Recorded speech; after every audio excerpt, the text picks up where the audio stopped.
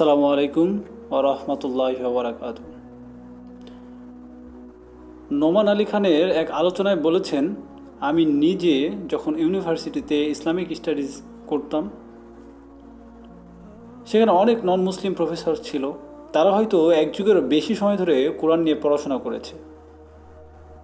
মানে আমি যেটা বলতে চাচ্ছি যে তারা কোরআন নিয়ে অনেক অনেক জ্ঞানী। এমনকি তারা এটাও স্বীকার করে যে এটা একমাত্র ঐশী বাণী হওয়া সম্ভব, এটা একমাত্র সৃষ্টিকর্তার কাছ থেকেই আসা সম্ভব। কোনো মানুষের পক্ষে এটা রচনা করা সম্ভব নয়। তারা এটা বলতে পারে, যেটা আসলে বলতে গেলে মুসলিম হিসেবেই নিজেকে সমর্পণ করার মতো। তো তাহলে কেন তারা পুরোপুরি মুসলিম হতে পারছে না? তখন তারা বলবে যে নিঃসন্দেহে এটা অসাধারণ, কিন্তু আমাকে আরও ভাবতে হবে। পরবর্তী পদক্ষেপটা আর তারা নিতে পারে না। কারণ হ্যাঁ, তাকে অনেক আয়াত দেওয়া হয়েছে, কিন্তু সে ওই কমিটমেন্টটা করতে প্রস্তুত নয়। কারণ তা করলে নিজের পরিবর্তন করতে হবে, কারণ এটা স্বীকার করলেই আপনার নিজেকে পরিবর্তন করতে হবে। আল্লাহ বলেছেন,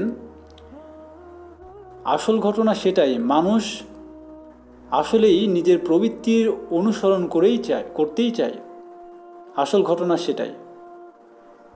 তাদের সামনে কোনো কিছু আসলো, তাদের মন চাইলো, তারা সেটা করলো, আর পরিণতি নিয়ে কোনো চিন্তা করে না। সত্যি সে সত্যকে চিনতে পেরেছে, কিন্তু এত অহংকারী যে সত্যকে মানতে রাজি নয়।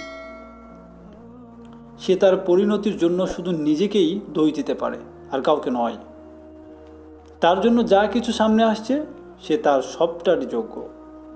তাহলে প্রধানত দুইটি ক্যাটাগরির মানুষ আল্লাহ তাআলাকে অস্বীকার করে। একদল মানুষ হয়েও পশুর মতো জীবনযাপন করে, নিজেকে কখনো জিজ্ঞেস করে না আমার জীবনের উদ্দেশ্য কি, কেন আমাকে সৃষ্টি করা হয়েছে। শুধু মুহূর্তগুলোর করার জন্য বাঁচে, এনজয় করার জন্য বাঁচে। একটি বারের জন্য ভাবে না গডকে, তিনি কি চান, মৃত্যুর পরে কি হবে। তারা সমগ্র একটি জীবন উদাসীনতায় কাটিয়ে দিল, আর এটা এক ধরনের অহংকার।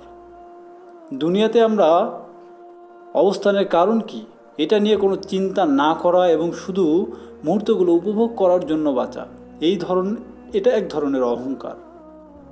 আর তাদের চূড়ান্ত পরিণতির জন্য তারা শুধু নিজেরাই দোষ দিতে পারে।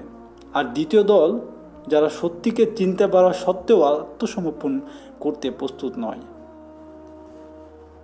ধন্যবাদ সবাইকে। ভালো লাগলে চ্যানেলটি সাবস্ক্রাইব করবেন এবং পাশে থাকা বেল আইকনটি অল করে দেবেন।